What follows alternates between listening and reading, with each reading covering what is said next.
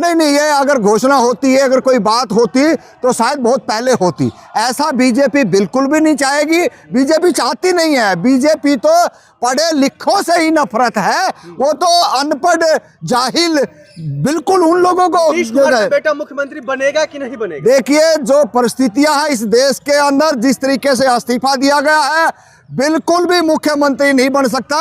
ये तो सोच लियो नीतीश कुमार का बेटा, और ये तो सोच लियो जो अति पिछड़ा इस देश के अंदर मुख्यमंत्री था, एक जो अति पिछड़ा एक मुख्यमंत्री था। अब ये सोच लो उनकी भी लंका लग चुकी है इस देश के अंदर। हम तो और बढ़ाने का प्रयास कर रहे थे, लेकिन बीजेपी आरएसएस जो दलित ओबीसी की बात करने वाली, वो ओबीसी के मुख्यमंत्री, ओबीसी के विधायक और मंत्री सबको खाने का, सबको नष्ट करने का, सबको मारने का और धमकाने का काम इस देश के अंदर कर रही है। निशांत जी को मुख्यमंत्री तो बना सकते हैं ना क्या? अरे भाई, क्या होगा जब मुख्यमंत्री बनाने की उनकी नीयत होती, मुख्यमंत्री रखने की नीयत होती, तो उनका पिताजी था ही ना, जो 2-3 बार पहले का मुख्यमंत्री है, आज भी मुख्यमंत्री था, तो उसको प्रधानमंत्री का पद देना चाहिए था।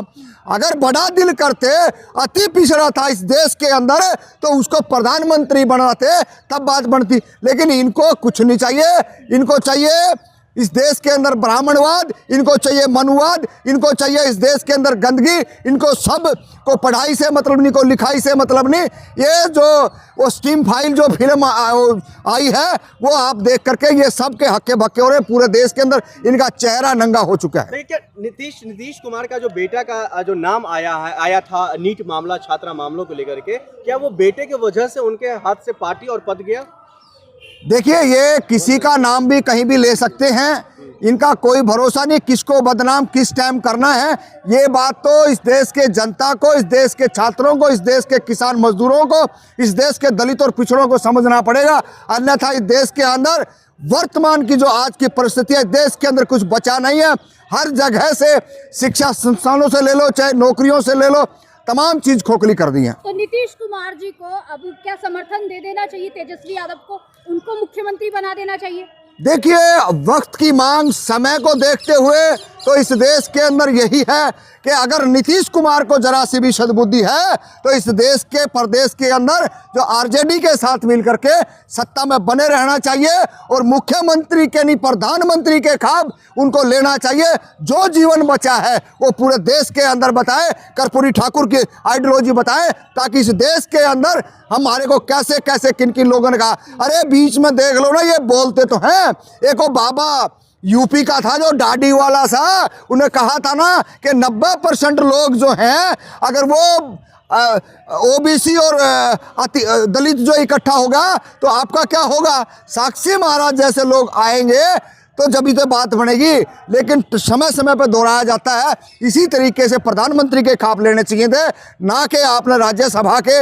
ये इस देश के अंदर दुर्भाग्य है, कैसे कैसे दबाव बना के, प्रेशर बना के, जो इस देश के अंदर मंत्री होते हैं, जो इस देश के अंदर राज्यसभा मेंबर होते हैं, उनको जब छुप के रहना पड़ता है, वो बयान नहीं देने पड़ते हैं। वो भी आज होली के दिन आकर के बयान देते हैं, मीडिया में खुल के बोल रहे हैं। 4 महीने के बाद में इस देश का उपराष्ट्रपति आके ने मीडिया के सामने बोल रहा है। ये चाल और चरित्र जो है बीजेपी का है, ये देश के लोगों को देख लेना चाहिए। नीतीश कुमार जी ने कहीं गलत फैसला तो नहीं ले लिया है बीजेपी के दबाव में? नहीं, दबाव में लिया ना, ये जो फैसला लिया गया है, ये दबाव में दिलाया गया है, लिया नहीं गया है। हम इसको लिया भी नहीं कहते, क्योंकि वो कब किसको क्या करना है इस देश के अंदर, तमाम इस देश के लोगों ने बार बार देखा है। कब किसको मुख्यमंत्री बनाना है, कब किसको राष्ट्रपति बनाना है, कब किसको हटाना है, कब दंगे करवाने हैं, कब हिंदू मुस्लिम करवाना है, कब जातियों में लड़ाना है, कब जो है जाट नॉन जाट करना है। ये तो इनकी फितरत है। हम तो लगातार पूरे देश के अंदर देख रहे हैं, जाटों को ओबीसी गुजरों से लड़ाया, गुजरों को दलितों से लड़ाया। ये तो पूरे देश का मामला है। इस बात को समय रहते अगर वो समझ लेते मुख्यमंत्री जी, तो शायद आज इस्तीफा नहीं देना पड़ता, और इस्तीफा अगर देना भी था तो आरजेडी के साथ कंप्रोमाइज़ करते, ताकि इस देश के अंदर एक मानवता, एक भाईचारे की, एकता की एक मिसाल बनी रहती। वो हुआ नहीं है। देखिए, कोई सपना वपना नहीं था। ये इस देश के अंदर बीजेपी के द्वारा सताया हुआ, उनके हुए लताड़ा हुआ, और उन्होंने जिस प्रकार से बिहार के अंदर नीतीश कुमार जेडीयू खुद अपने बलबूते पे सरकार बनाना चाहती थी, लेकिन बीजेपी और आरएसएस ने इतना मजबूर कर दिया कि आज वो खुद स्वयं जो है इस्तीफा देके राज्यसभा जाने की। उनको इसमें परेशानी वाली क्या बात है? परेशानी उनको नहीं है, परेशान उनको किया जा रहा है। आपको इस बात को समझना पड़ेगा कि जब तक ये बीजेपी के साथ रहेंगी, जब तक इसके आसपास जो टीम रहेगी आरएसएस की, वो इसी तरीके से इसको नशे की गोलियां, नींद की गोलियां देते रहेंगे और इसको इसी तरीके से जो ना तंग और परेशानी। अपवाद नहीं है, अपवाद नहीं है ये तो देखना चाहिए ना। पिछले चुनाव के अंदर अगर ये खुद स्वयं अगर लड़ते तो शायद आज ये दुर्गति नहीं होती। बीजेपी बार बार इसको छोड़ देता है और बार बार ये बीजेपी इसको गले लगाने का प्रयास करती है और वही खामियाजा आज फिर जो ना ये बीजेपी के दबाव में 3 दिन पहले ललन सिंह ने बोल दिया था कि अब बहुत कुछ बदलने वाला है, और ये तो अंदाजा भी नहीं था कि ये कुछ इतना बिहार में हो सकता है। तो बहुत बुरा हाल है बिहार का, और बिहार की जनता को और देश की जनता को बीजेपी और आरएसएस से जितना भी सावधान रहें वो बहुत बहुत ज़रूरी है, क्योंकि इस देश के अंदर हालात बद से बदतर हो चुके हैं।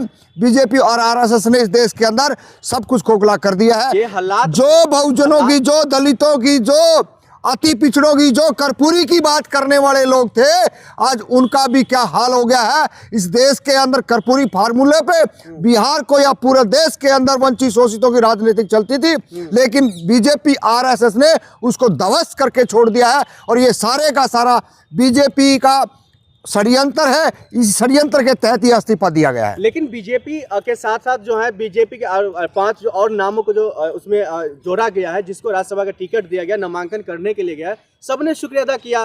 नीतीश कुमार भी शुक्रिया अदा किया, उपेंद्र कुशवाहा जी भी किए। इसमें आप लोगों को दिक्कत क्यों है? नहीं, दिक्कत है अगर वो प्रधानमंत्री बनने के सपने थे नीतीश कुमार के तो धैर्य बना के रखते ना, ऑफर भी आता उनको, जो ना खुद नेतृत्व भी करने वाले थे, लेकिन वही है कि वो कहीं ना कहीं घुमा फिरा करके यहाँ के भी नहीं रहे और वो वहाँ के भी नहीं रहे। अब लगता है एक धनखड़ और इस देश के अंदर पैदा हो चुका है जो हमेशा की तरह गिड़गिड़ाएगा, बिलबिलाएगा। वही हालात इस देश के अंदर जो हम सामाजिक न्याय की बात करने वाले मानते थे, आज वो जाकर के कहीं ना कहीं बीजेपी आरएसएस ने उनको खत्म कर दिया। ये अच्छी पहल है ना बिहार वासियों को लेकर के, जो कहा जा रहा है अब नया मुख्यमंत्री मिलेगा बिहार को। नहीं, ये तो एक षड्यंत्र और साजिश थी ना। हम ये तो बात पहले कह चुके हैं कि इतने 25 से 30 सालों के अंदर वहाँ कोई सरकार बीजेपी नहीं बना पाई थी और आज उनका सपना पूरा हो रहा है। ये देखना है ऐसी तरीके से पश्चिम बंगाल में भी करेंगे और पूरे देश के अंदर दिल्ली को निकल गए, हरियाणा को निकल गए और पंजाब इनके हाथ से बचा हुआ। हो सकता है ये पंजाब को भी आगे आने के टाइम में ऐसे करें। तो देश के लोगों को अपने नेताओं पे भरोसा होना चाहिए, नेताओं की घेराबंदी करनी चाहिए ताकि नेता कहीं ना कहीं भाग ना जाए।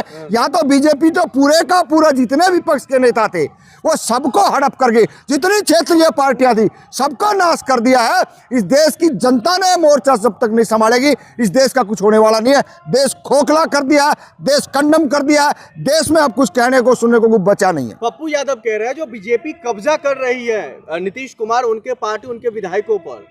नहीं, बिल्कुल सच्चाई है, कब्जा कर ही लिया है पूरी की पूरी पार्टी के ऊपर। ये तो हम तो बहुत पहले से कह रहे थे, जो बीजेपी के अंदर चला गया है वो सोच लो या तो मौत के मुंह में चला गया या वो अपनी जिंदगी से वैसे कट चुका है, वो किसी काम का भी नहीं है। आप किसी दल, किसी पार्टी में चले जाएं, लेकिन जो बीजेपी के अंदर गया है वो चाहे उपराष्ट्रपति देख लो, चाहे वो गृह मंत्री देख लो, इनका क्या क्या हाल हुआ। तो बड़े पद है जो, और छोटे जो मुख्यमंत्री कैसे पर्चियां दी गई है, कैसे नाम लिया है, कैसे डराया और कैसे धमकाया, पूरे देश के सामने है। लेकिन जनता नहीं आती रोडों पे, उसी